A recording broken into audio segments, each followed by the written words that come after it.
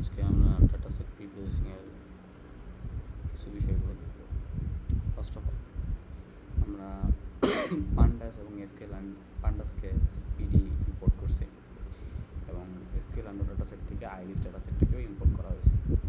Iris data সেটে একটা object create করা হলো, পরবর্তীতে সেই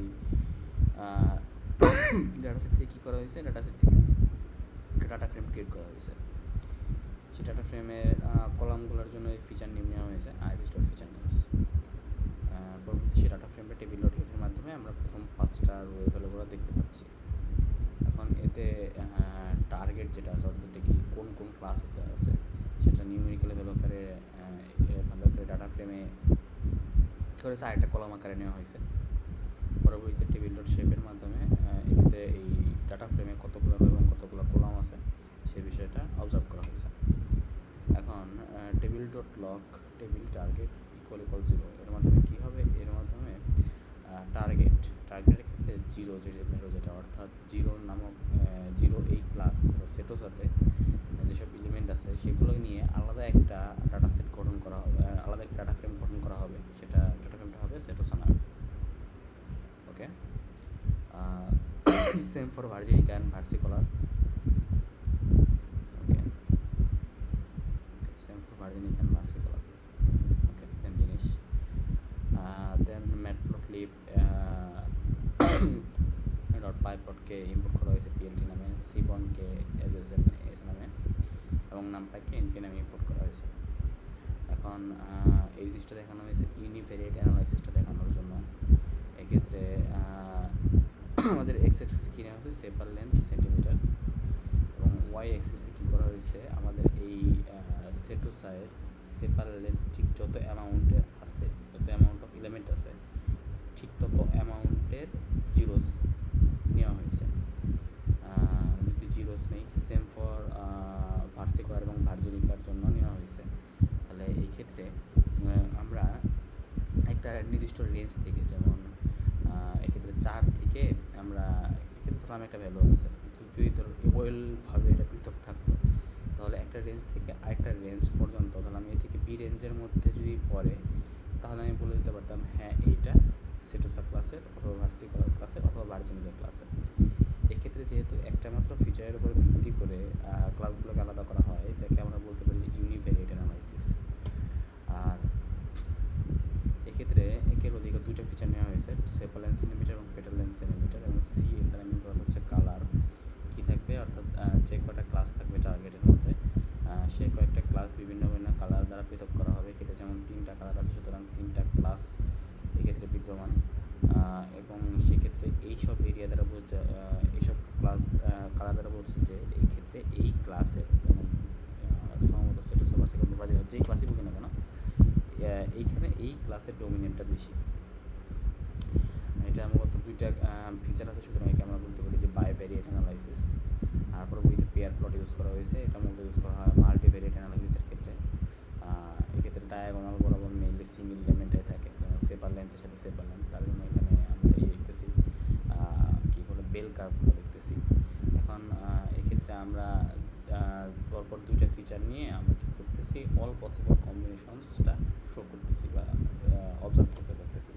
এটা করা হয় কেন, এটা করা হয় এই কারণে যে কোন 2টা ফিচারের উপর বেস করে আমার ডাটা সেটের যে ক্লাসগুলো আছে ক্লাসগুলোকে ওয়েলভাবে পৃথক করতে পারি তা বোঝার জন্য। যেমন এক্ষেত্রে যেমন ছবিগুলো দেখে আমি বুঝতে পারি যে হ্যাঁ এই 2টা ছবি দেখে বুঝতে পারি যে পেটাল লেন্থ এবং সেপার লেন্থের উপর বেস করে আমরা ডাটা সেটকে ইজিলি আলাদা করতে পারি, অথবা পেটাল উইথ এবং সেপার লেন্থ থেকে, অথবা পেটাল উইথ অথবা সেপার উইথ থেকে আমরা ক্লাসগুলোকে ইজিলিভাবে পৃথক করতে পারি। দেন আমরা কী করছি, এসকিউএল ডাটা সেট থেকে লোড বেসড আনসার এই ডাটা সেটকে ইম্পোর্ট করা হয়েছে, এবং ট্রেন টেস্ট স্পিড যেটা আছে এটাকে আমরা এইভাবে ভাগ করছি। মডেল সিলেকশন থেকে এই ইম্পোর্ট যে করছি সেটা ট্রেন টেস্ট স্পিডকে ইম্পোর্ট করছি। এখন পরবর্তীতে কী করা হয়েছে, একটা অবজেক্ট ক্রিয়েট করা হয়েছে লোড বেসড ক্যান্সারের এই ডাটা সেট ইউজ করে। দেন বিভিন্ন জিনিস ইম্পোর্ট করে পরবর্তীতে যেমন এসকিউএল ফিচার সিলেকশন থেকে আমরা ইম্পোর্ট মিউচুয়াল ইনফো ক্লাসিফ একে আমরা ইম্পোর্ট করছি। ম্যাটপ্লট থেকে পাইপ ম্যাটপ্লটলিব ডট পাইপলট এটা যেটা আছে ইম্পোর্ট করছি এসপিএলটি এবং পান্ডাসকে ইম্পোর্ট করছি এসপিটি। পরবর্তী কী করা হয়েছে ওই ডাটাগুলো থেকে এবং কলাম নেমের মাধ্যমে কলাম নেমগুলো নেওয়ার মাধ্যমে একটা ডাটা ফ্রেম ক্রিয়েট করা হয়েছে এবং শেপের মাধ্যমে আমরা দেখতে পাচ্ছি যে এই ক্ষেত্রে 569টা রোস এবং 30টা কলাম আছে। এবং পরবর্তীতে আমি কী করছি মিউচুয়াল ইনফো প্লাস ইফ এই ক্ষেত্রে একটা অবজেক্ট ক্রিয়েট করছি, যা অবজেক্ট ক্রিয়েট করে সেক্ষেত্রে আমি ডাটা এবং টার্গেট যেটা আছে সেটা এর মধ্যে প্রোভাইড করে দিছি। এখন পরবর্তীতে এফ ইন এক্ষেত্রে একটা সিরিজ ক্রিয়েট করা হয়েছে। সেক্ষেত্রে কী করা হয়েছে, সেক্ষেত্রে এখানে আমাদের টার্গেট যেমন ফর এক্সাম্পল এক্ষেত্রে যেমন এক্ষেত্রে 30টা যে ফিচার আছে, কোন ফিচারগুলো আমাদের টার্গেট যেমন ক্যান্সার হবে নাকি হবে না এটা নির্ণয়ে ইম্প্যাক্ট রাখতেছে, সেই বিষয়গুলো আমরা কী করতেছি অ্যাসেন্ডিং অর্ডারে মানে ডিসেন্ডিং অর্ডারে দেখতেছি, কারণ অ্যাসেন্ডিং এখানে ফলস করে দেওয়া হয়েছে। তাহলে আমি বুঝতে পারতেছি যে এই ক্ষেত্রে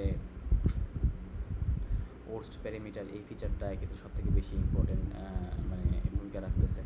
এবং এর পরবর্তীতে যেমন রেডিয়াস অর্ডার থেকে এই পর্যন্ত লাস্ট যে টেক্সচার এরর এগুলো কি লেস ইম্প্যাক্ট রাখতেছে। পরবর্তীতে সেগুলোকে আমি কী করতেছি, সেগুলোকে বার চার্ট আকারে শো করতে পারতেছি। এখন আমি কী করতেছি, আমরা একটা কোরিলেশন টেবিল ডট কোরিলেশন আমরা কোরিলেশনটা যেটা আছে সেটাকে আমরা ম্যাট্রিক্স আকারে শো করতেছি। এক্ষেত্রে মূলত ব্যাক এন্ডে পেয়ারসন কোরিলেশন কোএফিশিয়েন্ট এই জিনিসটা কাজ করছে। এখন কোরিলেশনটা হতে পারে পজিটিভ, হতে পারে নেগেটিভ, অথবা জিরো হতে পারে। পজিটিভ কখন হবে, যেমন আমাদের টাকা বাড়ার সাথে সাথে কি হ্যাপিনেসটাও বাড়ে, সুতরাং টাকাও যদি বাড়ে হ্যাপিনেসও বাড়বে, এটা পজিটিভ কোরিলেশন। যদি টাকা বাড়ার সাথে সাথে আমাদের হ্যাপিনেস কমে, নেগেটিভ কোরিলেশন। যদি এমনও হয় দুইটা কারণটা কোনোটা কারোর প্রতি ইম্প্যাক্ট রাখতেছে না, তাহলে আমরা বলতে পারি জিরো কোরিলেশন। এখন যদি এক্ষেত্রে কোরিলেশনের হেল্পটা কি, সুবিধাটা কি, এক্ষেত্রে আমরা বুঝতে পারছি যে এক্ষেত্রে যেমন টাকা এবং হ্যাপিনেস, আমরা যদি জাস্ট টাকা সম্পর্কে জানি তাহলে আমি অপরটা সম্পর্কে একটা ক্লিয়ার আইডিয়া বলে দিতে পারবো যে হ্যাঁ টাকা যদি থাকে বাই ডিফল্ট হ্যাঁ আমরা বেশি হ্যাপি অথবা লেস হ্যাপি। ওকে, এখানে ম্যাট্রিক্সে দেখতে পাচ্ছি মিন রেডিয়াস এবং মিন রেডিয়াসের মধ্যে যেহেতু একই, সুতরাং কোরিলেশন হাইস্ট 1 এটা দেখাবি। এবং এক্ষেত্রে মিন এরিয়া এবং মিন রেডিয়াস এক্ষেত্রে কোরিলেশন দেখতে পাচ্ছি, মিন এরিয়া রেডিয়াস এবং মিন প্যারামিটার এক্ষেত্রে কোরিলেশন দেখতে পাচ্ছি 0.997855, অর্থাৎ কোরিলেশন অনেক বেশি। সুতরাং আমি বলতে পারবো যদি জাস্ট একটা জানি তাহলে অন্য প্যারামিটার সম্পর্কে আমরা ইজিলি একটা আইডিয়া নিতে পারবো। পরবর্তী কী করা হয়েছে, পরবর্তীতে জাস্ট একটা হিট ম্যাপ দেখা দেওয়া হয়েছে।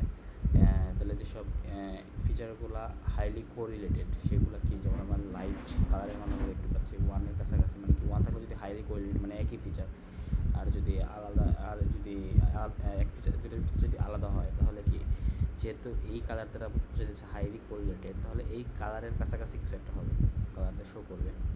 সো সেই কালার দ্বারা আমরা বুঝতে পারবো যে হ্যাঁ এগুলো হাইলি কোরিলেটেড।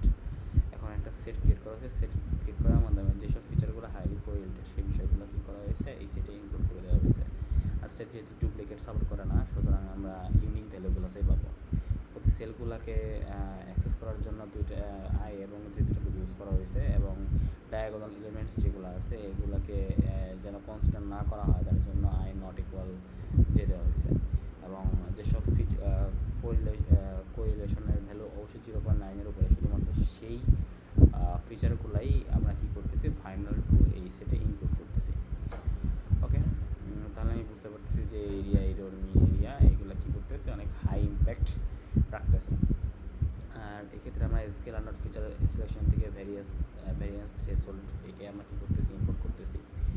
আর এক্ষেত্রে মিলে দুইটা সেট নেওয়া হয়েছে, দুটো সেট না তো কী বলে দুটো লিস্ট নেওয়া হয়েছে। দুটো লিস্টে আমি এক্ষেত্রে আমি বলতে পারবো যে হ্যাঁ x2 এক্ষেত্রে মিন কি 1ই, সুতরাং এটা লেস কোরিলেটেড। আর এক্ষেত্রে কী বলে একটা মিন যেটা সেটা ভ্যারি করবে, সুতরাং আমি এবং ডিফারেন্সগুলো একটু বেশি, শুধু আমি বলতে পারবো যে এটা একটু কোরিলেশন সেটা ভালো, এটা হাই কোরিলেটেড।